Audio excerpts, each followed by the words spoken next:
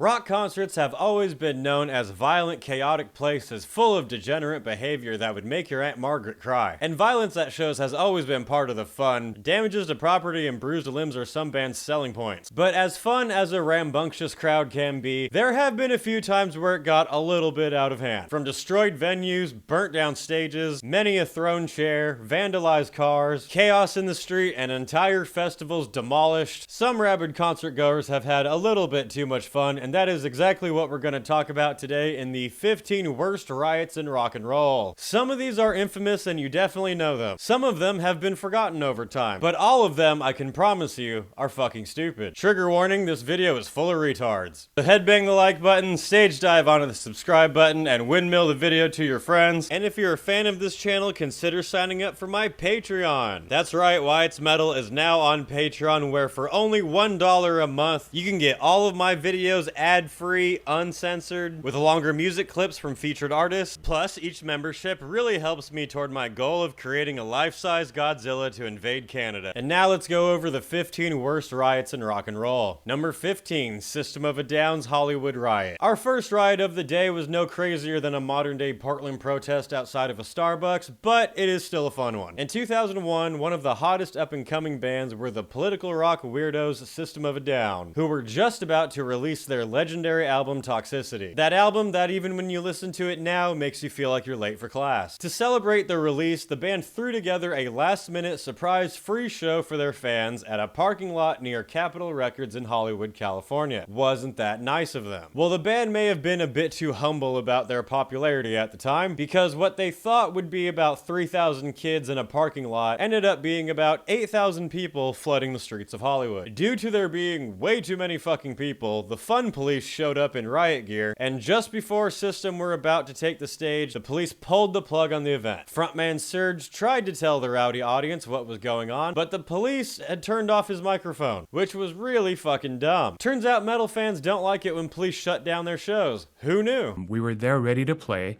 but they wouldn't let us. They said the fire marshal closed it down, and I said, well, what if we go at least announce and play a few shows and say, you know, it's closed down, so we can't really finish the show. We'll do another show later for you all.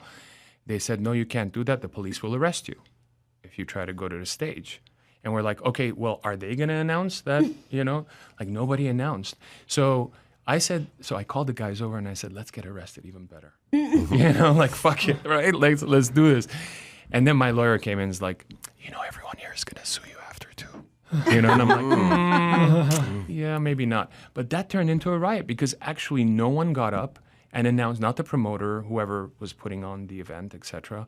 No one announced that it wasn't going to happen. They literally pulled our banner down after people being there for, you know, probably Camping staying out overnight. Yeah. When police started tearing down banners on the stage, the fans took that as their cue to go absolutely batshit. They stormed the stage and started attacking everything they could get their hands on, including the band's equipment, which is retarded. You're mad at the police for preventing you from seeing the band, so you decide to attack the band. That's like being denied entry into a bar, so you start just punching yourself in the face. The band were given a police escort to safety at a nearby hotel. Yes, the police who had to come in to stop the show are now protecting the band from their own fans. That's fun. The riot spilled out into the streets, and for about 4 hours, there were objects being thrown, windows smashed, a couple cars destroyed, and some fires lit, which in LA are just normal outdoor activities. Only 6 people were arrested for vandalism and assault. All that came from it was the band had to cancel a meet and greet they had scheduled for the next day. But the riot did serve as one of the greatest promos for an album release ever. I mean, you hear a band caused a riot in LA, you want to check out that album. Number 14, Bring Me the Horizon's Jakarta Riot. Indonesia has had many causes for violence, but one of the more recent and entertaining ones came in 2023 at what was supposed to be the band Bring Me the Horizon's first concert in the country. The band did make it through 11 songs in their set before being informed that the stage wasn't structurally safe to keep performing. We got pulled off after one of our songs due to concerns from our crew and some of the local crew, that the staging, the truss, and basically a lot of the venue was structurally unsound. It was bouncing so much that a lot of the video monitors and speakers and basically everything was bouncing at a really concerning amount. And yeah, there were serious concerns that something could happen with the structure. Something could fall, something could hurt people or worse. So we had no choice but to cancel the show. Unfortunately, due to that situation, we can't play tonight either. We've looked at everything we can do. You know, we kind of suggested that we take our video screens away, that we take our lights away, we just play like some kind of stripped back show. This did not sit well with the audience members, who, let's be honest, had already seen most of the show. 11 songs is a lot, but not enough for the Indonesians. They began throwing bottles, chairs, and even parts of the barrier at the stage. Funniest part was when the fans did storm the stage, they actually didn't light any fires. They started singing Bring Me the Horizon songs.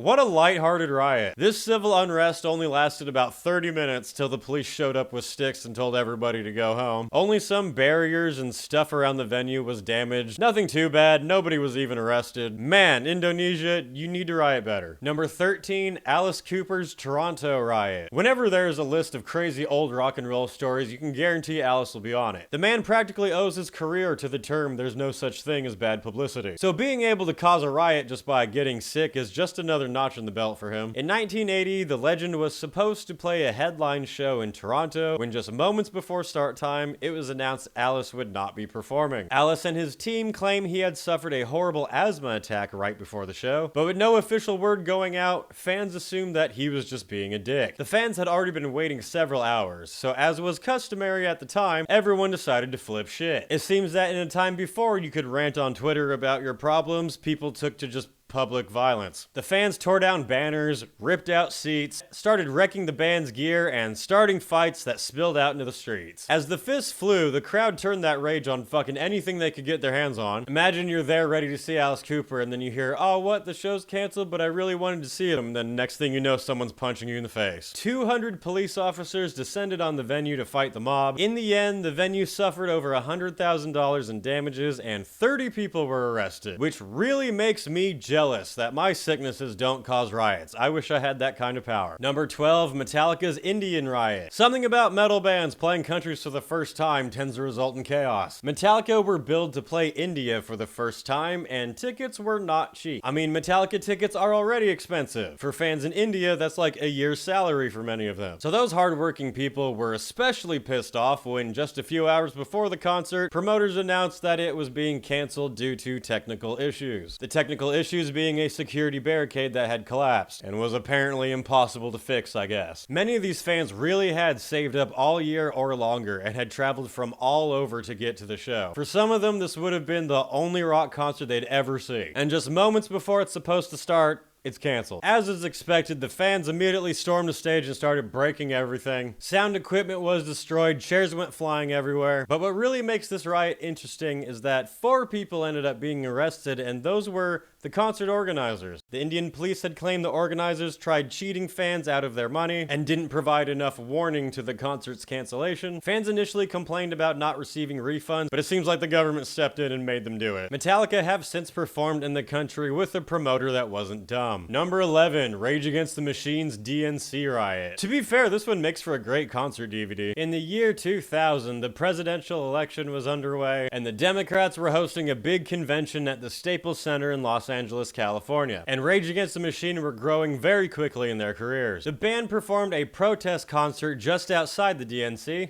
and I think everyone could guess that this was going to be a powder keg of fun. It's always fun to be watching a band and have police lights shining at you. The band performed their full set, and for the most part, everything was fine. There were some people climbing on fences and barricades, but that was really it. Now, the band did not initiate the riot or tell their fans to do anything, but I mean, what do you think is gonna happen once the band's done and all these people are just left out in the protests of LA? This was back before body cams, so the batons were flying. Rowdy fans, protesters, agitators, and dickheads quickly clashed with police, some throwing rocks and bottles, some people getting run over by horses. Shortly after the band's performance, the police declared it an unlawful assembly. The riot really didn't last that long, but it became infamous because of Rage Against the Machine's live album that featured it, and only about 10 people got arrested for this one. Do you think System of a Down and Rage Against the Machine would get together in the early 2000s and compare their riots together? other. My riot was bigger. No, my riot was bigger. Number 10, Rolling Stones' Blackpool Riot. Man, this very chill band caused a lot of riots back in their day. In 1964, the Rolling Stones were scheduled to play at the Empress Ballroom in Blackpool, England. And for those who aren't aware, the Rolling Stones were pretty popular back in their day. The venue was packed with way too excited teenagers who, as we discussed earlier, did not have cell phones to distract them. Which means it's time for violence. Apparently what had happened was that people were fighting to get to the front of the crowd, as usually happens, but someone in the front row started spitting on Keith Richards. And Keith Richards responded by kicking him in the face. Which apparently meant game on, because after that, bottles and chairs went flying. Shit got so intense that the Rolling Stones abandoned the stage, and when they left for safety, that really pissed off the crowd. Fans of the Rolling Stones destroyed their stage, their amps, their grand piano. When the police showed up with batons to try to calm the crowd down, that did not work and violence continued. It resulted in 2 policemen and 30 concert goers being treated for injuries, the venue receiving over £4,000 in damages, which is back in 1960, so that's probably like $1 billion now, and the Rolling Stones getting banned from performing in Blackpool for 44 years, which is a strange number, but in 2008 the city voted to lift the ban. Like we said, there's no such thing as bad press, and this only helped the Rolling Stones grow in their bad boy image. Can you believe we're reading about a Rolling Stones concert that happened in 1964 and the band is still performing? Number 9, the Atari Teenage Riot in Berlin. Atari Teenage Riot were another politically minded band popular in Germany in the 1990s, Germany having a bit of history with political controversy. In 1999, the band were performing at an anti-fascist protest in Berlin when their band name became Factual. An angry noise band shouting in the middle of a protesting crowd sounds like a great time. The police seemed to feel that the large crowd were getting out of hand, which is very debatable, and started reacting by beating the crowd with their batons. Many people believe that the police here were just looking for an excuse to be violent, and actually this footage was used against the police in court. Number 8, the Green Day Hatch Shell Riot. In 1994, the punk band Green Day released an album called Dookie, which you have probably heard of. This was basically the soundtrack to the alternative culture in the 90s. If you shopped at PacSun, you had this album. During this time, the band were scheduled to play a free show in Boston that was supposed to be a celebration of college students coming back. As usual, this free concert for a very popular band welcoming a massive audience was completely thrown together at the last minute with pretty much no planning or any idea of what to actually do. Security was extremely inadequate, and the crowd was very rowdy. And back in these days, Green Day frontman Billy Joe Armstrong wasn't exactly known for calming audiences down. The crowd broke down the barriers and stormed the stage while the band were still performing, and the crowd began taunting the police. The police decided to officially shut the concert down, and that included forcing all of these people to leave. And some fans did not want to. Items were thrown, police were attacked, police attacked people, and in the end, 50 people were arrested for disorderly conduct, making them the 50 coolest people at that school. Number 7, Iron Maiden's Colombian Riot. It's about time Iron Maiden showed up on this list, and this riot happened during the age of cell phones, so the fans were really angry. In 2009, Iron Maiden were set to perform in Bogota, Colombia. Iron Maiden performing anywhere is always massive, and especially performing in countries like Colombia, it's going to be a huge energetic turnout. The band did take to the stage and perform to 25,000 people, but there were a couple thousand more fans outside who had either not gotten tickets or had gotten fake tickets. There's a bit of conflicting reports there, but either way, thousands of people wanted in that could not get in, and all of them were very calm and polite about it. No, I'm just kidding. As police tried to stop the thousands of fans from bum rushing the show, they were met with rocks, projectiles, pipes being thrown at them, which made the Colombian police decide it was time for some target practice. Rubber bullets and tear gas were fired at the protesters, making it look like a war zone for a bit, and reports state that 111 people were arrested here. What are you in jail for? Corruption. What are you in jail for? Murder. What are you in jail for? Iron Maiden. This seems like a rare event where there was a riot, people were arrested, and the band still performed, so it was fun for everyone. Number 6, Guns N' Roses River Point Riot. In 1991, Guns N' Roses were at the peak of their popularity. The band were scheduled to perform a headlining set in St. Louis, Missouri, and this was back in that precious time before cell phones. So people took taking pictures at concerts a little more seriously. The band actually did make it through the majority of their performance, but about an hour into the set, Axl Rose noticed someone in the audience taking pictures, and he did not like that very much. Hey, take that! Take that!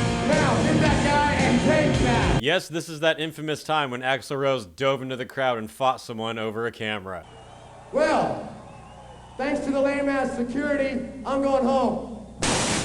Once Axl slammed the mic down on the stage, the rest of the band left with him, and the audience was in full batshit mode. It's really funny to me when people start rioting when they already got like an hour of the performance. People started grabbing whatever was next to them and chucking it at the stage, and of course made their way up to destroy those oh so precious video screens. Hey, something happens at a concert you don't like? Smash the monitors. Over 200 police descended onto the scene, and some of them used fire hoses to try to keep fans off the stage, which apparently didn't work and just turned the riot into a wet t-shirt contest. About 60 people were injured, including many of the police, and one person to be arrested was Axl Rose, who was charged with assault and inciting a riot, but the police were nice enough to still let him do his European tour. Ultimately, Rose was not held responsible for inciting a riot, so not to be outdone by himself, he started another one a year later. Number 5, the Guns N' Roses and Metallica riot. In 1992, this was a hot year for Guns N' Roses. The band were on a North American tour co-headlining with Metallica. This was not only the biggest rock show of the year, it was one of the biggest rock tours ever, both bands being at the absolute height of their popularity. Fans had been waiting for hours, and right as Metallica were kicking off a high-energy set, James Hetfield decided to spontaneously combust. Metallica were forced to end their set on the count of James Hetfield's skin melting. There was an incident with the pyrotechnics. Unfortunately, James is on his way to the hospital right now, and we're very sorry, but we can't continue the concert for you guys tonight. This is pain I've never felt in my whole life. And it won't go away. I'm freaking at this point, you know?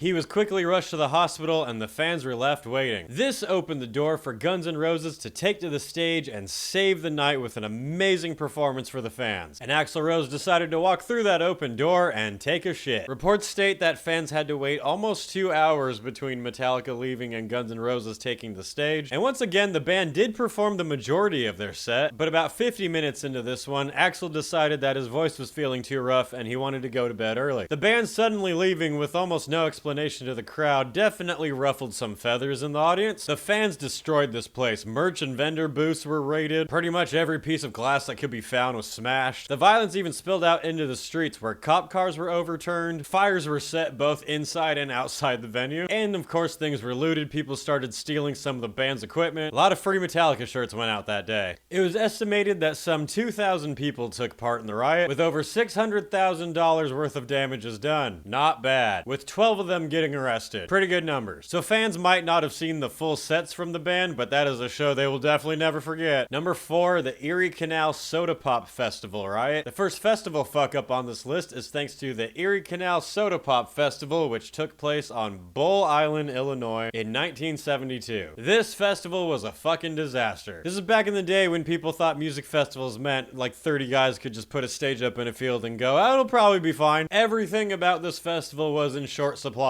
There was no food. There was no water. There was no infrastructure at all. No security, no bathrooms, and many of the artists canceled. This was just a pit of drugged out hippies reenacting Lord of the Flies. For 3 days, this event went from shit to shittier to shittiest. With many of the bands canceling due to the poor infrastructure, this led to long delays in music, which meant more times for drugs and fighting. The few vendors that were there started jacking up their prices, which led to the hippies just robbing them. The festival goers went full barbarian, and by the end of the last night, burnt the stage to the ground, also setting fire to various vehicles and stands throughout the place. It's hard to get an official number on arrests for that event since it was just a lawless wasteland, but over the weekend 3 people died. One was from a heroin overdose, one drowned in a local river, and one was run over by a tractor. It seems this one was not stopped by police intervention. I think the hippies just ran out of things to burn and drugs to take and just eventually went home. The event was a huge failure financially, which led to the organizers being sued for the next several years. Number 3, the Altamont Speedway riot. The Rolling Stones are back on the list. That ties them with Guns N' Roses for most riots caused. In 1969, the Rolling Stones decided to host a free festival at the Altamont Speedway in California. This was billed to be the Woodstock of the West, with hopes that it would become a yearly event. And a lot like the last festival, the Rolling Stones and the people they worked with for this event did not put pretty much anything together. There was once again no infrastructure, including a stage, which which seems kind of important if you're gonna put on an all-day concert. There was no food or water because hippies survive off of acid. And there was no security for the event, so the Rolling Stones thought it would be a good idea to hire the biker gang, the Hells Angels, to provide security for the drugged-out hippies. What could go wrong? The bikers were largely paid in beer. Some fans would get a little rowdy, and the Hells Angels would get a lot rowdier. And the event quickly divulged into multiple fights with bands playing in the corner. The Hells Angels probably had a great time here, let's be honest. Throughout the day, fans and bands would get attacked either from bikers or audience members, but the big finale would come during the Rolling Stones headlining set. The band were already trying to get everyone to calm down when at one point a fan named Meredith Hunter attempted to climb on stage with a gun, which was not smart because the Hells Angels stabbed him to death right there on the stage. Aside from that, there were 3 other accidental deaths at this event, with many more injured and a lot more damage happening to property. There was no actual parking lot system set up, so people would just leave their cars wherever, and turns out some of them got stolen. Imagine getting to see the Rolling Stones for free and getting a new car, hell yeah. Because of the wild clusterfuck of everything that happened, especially the murder here, this event became cemented in rock and roll history, with some dubbing it the day the hippie movement died. So at least some good came from it. Number 2, the Glastonbury riot in 1990. In 1990, the Glastonbury Festival in the UK faced a very unusual problem: an invasion. There was a group of people called the New Age Travelers who went around the UK at this time who were basically homeless bums. Vagabonds that lived in buses and vans and just traveled the countryside. You can imagine how they smelled. It turns out these guys and the police did not get along. I cannot imagine why. But for several years, the founder of the Glastonbury Festival was very friendly to the New Age Travelers and allowed them to stay at a designated site nearby the festival. Now, some people claim that the New Age Travelers started looting and stealing from the festival grounds. Some people say the police just wanted to go in and beat some ass. Either way, toward the end of the festival, a full-on battle ensued.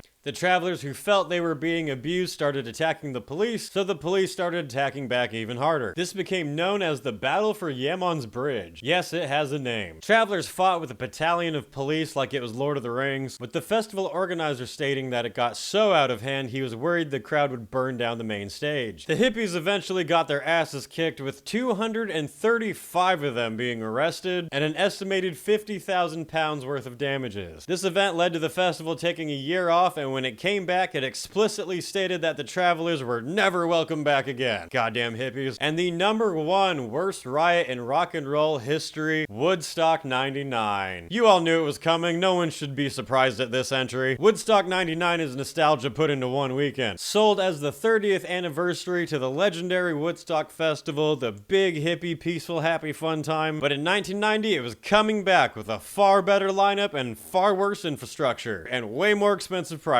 By all accounts from everyone there, this festival was just a massive cash grab. It was extremely hot, there was not much water, and the water that was there was very expensive. Extreme heat and expensive water are known to put fans in a great mood. As the festival started, things quickly started to fall apart, quite literally during Limp Bizkit's set, when during the song Break Stuff, the audience decided to break stuff. The audience began ripping down the makeshift walls for the festival, using them to crowd surf, and that just turned the festival into a frat guy Hunger Games. Throughout the weekend, there were so many reports of fights, assaults on women, looting, vandalization, and that was all before shit really took off. On the last day of this event, this peaceful activist group were handing out candles to the audience as a symbol to remember victims of gun violence. The audience looked at those candles and went, "Ah, a weapon. I could use this candle to hold it up as a symbol to honor victims of violence, or I could set the merch booth on fire." Seems most chose the latter option because many a fire were started at Woodstock. For some of the final bands like Megadeth, they were performing in the middle of a blazing fiery riot. Fans that were covered in shit from the overflowing porta potties were tearing down towers. MTV ended up running for their lives, which is really funny. On the final fiery night of this festival, some 540 police officers descended on the scene to calm shit down. In the end, 3 people died at Woodstock 99, but all of them were accidents. One died of secondary heat stroke, another from a cardiac arrest, and one woman was hit hit by a car while she was leaving the concert. That is sad. You managed to escape the campground of fire and rape only to get hit by a car. 44 people were arrested at this event with crimes ranging from arson, vandalism, assault, sexual assault. Actually, it turns out very few were charged with sexual assault, despite many women claiming it happened to them. Honestly, there was probably a lot more done at this event, we'll just never be able to know. Woodstock 99 would go down as one of the biggest disasters in concert history. The dickhead festival organizers would go on to blame it all on Fred Durst. The media would blame it all on white men, but overall the event just highlights what greed can do to a festival. And that is my list of the top 15 riots in rock and roll history. Which one of these riots were your favorite? Are there any of them that you wish you were at? Were you actually at any of these riots? Or do you know of a crazy one that I missed? Let me know in the comments below. For more from me, check out my band Dark Insanity. You can find our debut EP, Rabid Psychosis, available now on all streaming platforms. We've got Wyatt's Metal and Dark Insanity merch available now in my shop. We've also got hoodies, hats, buttons, stickers. We even have Dark Insanity weed bags. Link is in the description of this video. Anyway, that's it for now, and I'll see you in the next video.